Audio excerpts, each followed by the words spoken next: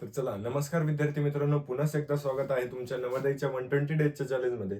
आणि आता आपण बघत बघत आपण सर्व नवोदयचा मॅथचा सिलेबस कंप्लीट करत आलेलो आहोत आणि आपला 15वा धडा कंप्लीट झालेला आहे. तर 15व्या धड्यातली आपण 15.1 15.1 ही एक्सरसाइजला आपण सुरुवात करणार आहोत. तर बघा, आपण व्यवस्थितरित्या व्हिडिओज टाकायला काही उशीर होतोय थोड्याशा कारणांमुळे. तर तेवढं तुम्ही थोडंसं ऍडजस्ट करा आणि बघा की आपल्याला 15.1 मध्ये काय शिकायचंय. तर मी तुम्हाला 15व्या धड्यात सर्व काही फॉर्म्युलेज वगैरे व्यवस्थित लिहून दिलेले आहेत. तर ते फॉर्म्युले तुम्ही पाठ करायचे आहेत, कारण की तेच हे सर्व आपले फॉर्म्युलेज यूज करून आपण व्यवस्थितरित्या सर्व सम सॉल्व्ह करणार आहोत. तर बघा, आपण पहिलं सम बघूयात.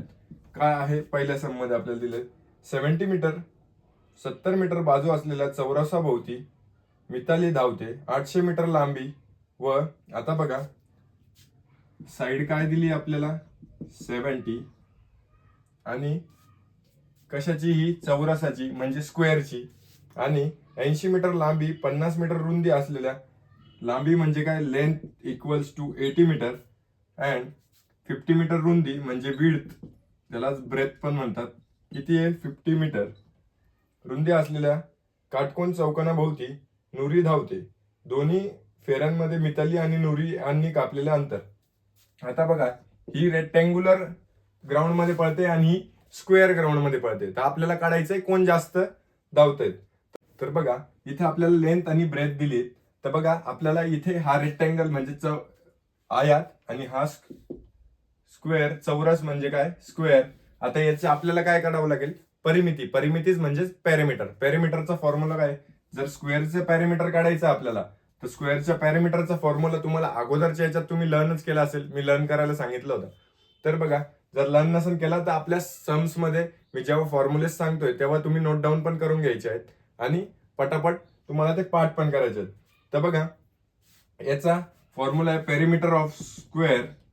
परिमितीचा फॉर्म्युला आहे 4 गुणिले बाजू इंटू साइड, आणि तसाच रेक्टँगलचा काय आहे 2 इंटू लेंथ प्लस ब्रेथ म्हणजे 2 गुणिले लांबी 2 आणि ब्रॅकेट मध्ये लांबी प्लस रुंदी. तर बघा 4 इंटू साइड, साइड काय दिली आपल्याला 70 म्हणजे 7 चौक 28 280, आणि इथे काय दिले आपल्याला 2 गुणिले 80 प्लस 50. तर 2 गुणिले 8 5 किती होतात 13.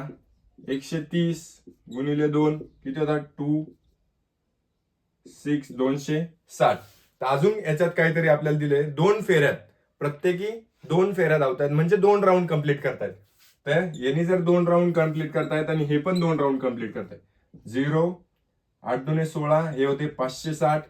0 साइन दुने 12 हे होतात 520. मग कितीचा फरक येतोय 560 मायनस 520 40. कितीचा फरक येतोय 40चा.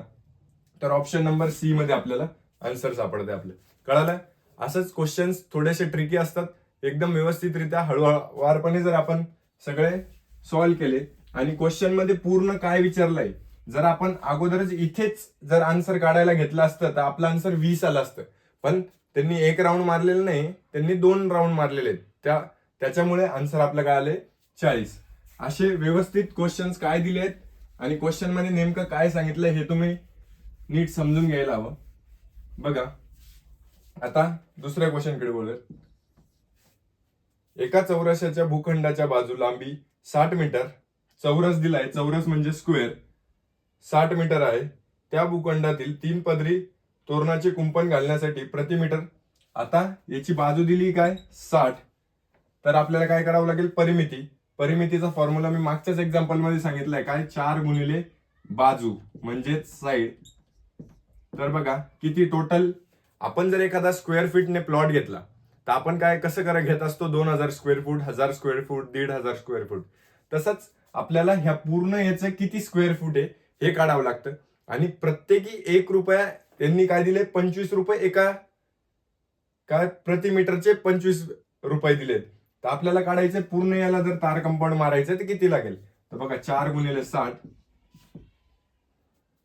हे येतं 240. याचा आन्सर येतं 240. आणि 240 एका स्क्वेअर एका कितीचं येते एका 1 पर मीटर किती आहे 25, तर 240चं किती, तर ते कसं करायचंय 240 इंटू 25, 25 0 0, 25 चोक 100, 25 दुने 50 प्लस 1 60, किती येतं 6000,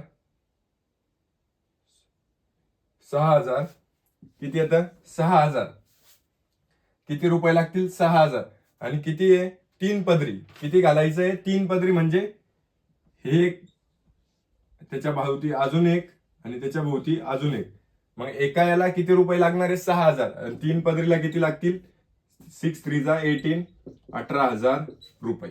तर ऑप्शन नंबर किती आहे आपलं डी, ऑप्शन नंबर किती आहे डी. तर बघा व्यवस्थितरित्या आपण हळूवारपणे सर्व क्वेश्चन सोडूयात, तुम्ही घाईगडबड करायची नाहीये.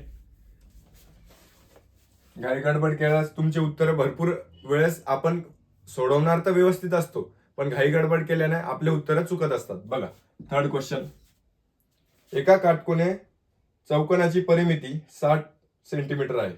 काय आहे काटकोन 60 सेंटीमीटर आहे, त्या काटकोनाच्या क्षेत्रफळाची 200 सेमी आहे. क्षेत्रफळ किती आहे, परिमिती काय दिली आहे 60 आणि क्षेत्रफळ दिलंय 200. आपल्याला तर त्याची लांबी व रुंदी काढायची. काय काढायची, लांबी व रुंदी काढायची. तर बघा क्षेत्रफळ काय आहे 200. तर बघा कोणाला length multiply by breadth equals to 200, कोणत्या याच्यात लेंथ आणि ब्रेथ मिळून 200 येत आहे हे बघायचंय. आता याचं क्षेत्रफळ आहे, क्षेत्रफळाचा फॉर्म्युला काय लांबी गुणिले रुंदी. तर ऑप्शन मधूनच आपल्याला शोधायचं आहे की कोणत्या दोन याचं लांबी गुणिले रुंदी हे आपल्याला 200 येणार आहेत. काय येणार आहेत 200 येईल. तर बघा तुम्ही इथे ऑप्शन बघूनच उत्तर सांगू शकतात की 20 गुणिले 10 याचं उत्तर काय येईल आपलं 200. काय येईल उत्तर, काय येईल आपलं 200, लांबी गुणिले रुंदी, आणि परिमिती आहे 60. तर हे होईल आपलं आन्सर. कळालं, ऑप्शन वरूनच कधी कधी आपले आन्सर्स निघत असतात, नाही तर तुम्ही ऑप्शन वरून हे सोडून बघू शकतात कसं कसं आपल्याला काय दिलंय. बघा नेक्स्ट पेजवर आपण जाऊया. एका घनाकृतीचे घनफळ, घनफळ म्हणजे 36,000 3600 काय आहे सेंटीमीटर क्यूब आहे. तिची रुंदी व उंची अनुक्रमाने, रुंदी व उंची काय, रुंदी म्हणजे काय लेंथ, आणि उंची म्हणजे हाईट, रुंदी म्हणजे ब्रेथ, हाईट किती आहे 20, तर त्याची लांबी. तर बघा घनाचे घनफळ equals to length into breadth into height. काय घनफळ 3600 इंटू लेंथ, आपल्याला काय काढायची आहे लांबी काढायची. ब्रेथ दिली 30 आणि हाईट दिली 20, 30 दुने 60, हे किती होतात 3600 आपण 600, 0 कट 6 1 6 6 6 36, आपलं लेंथ इक्वल्स टू 60. काय आलंय आपलं आन्सर 60. तर ऑप्शन नंबर बी मध्ये होईल आपलं आन्सर. थोडस व्यवस्थित सोडवायचंय, सर्व काही एकदम फॉर्म्युले मी तुम्हाला परत परत परत परत सांगतोय की तुम्ही काय करायचंय, फॉर्म्युले लर्न करायचे. फॉर्म्युले जर लर्न झाले तर आपल्याला व्यवस्थित सर्व काही येऊ शकतात. तर बघा आपला 5वा क्वेश्चन, आपण ही एक्सरसाइज आता प्रत्येकी एक्सरसाइज 2 पार्ट्स मध्ये शिकणार आहोत. आता हा 5वा क्वेश्चन आपण एवढ्या पार्ट पुरता घेणार आहोत, आणि नंतर 5व्या पासून पुढे आपण दुसऱ्या पार्ट मध्ये घेणार आहोत. बघा जर 1 सेमी इक्वल टू 10 मिमी, 10 घन म्हणजे किती. आता 1 सेमी म्हणजे किती 10 मिमी, मग 10 घन म्हणजे काय क्यूब, मग 10चा घन काय 10 गुणिले 10 गुणिले 10 म्हणजेच 1000. किती होतात 1000. मग हे काय होईल सेंटीमीटर, हे काय होईल 10,000 सेंटीमीटर. मग 1 सेंटीमीटर म्हणजे किती आहे 10 मिलीमीटर. मग 1 सेंटीमीटर म्हणजे किती आहे 10 मिलीमीटर. मग 1000 सेंटीमीटर म्हणजे किती 10,000 मिलीमीटर. ऑप्शन नंबर किती आपलं, ऑप्शन नंबर सी 10,000 मिलीमीटर. कळालं व्यवस्थित? आता याच्या पुढचे प्रश्न आपण बघणार आहोत नेक्स्ट पार्ट मध्ये.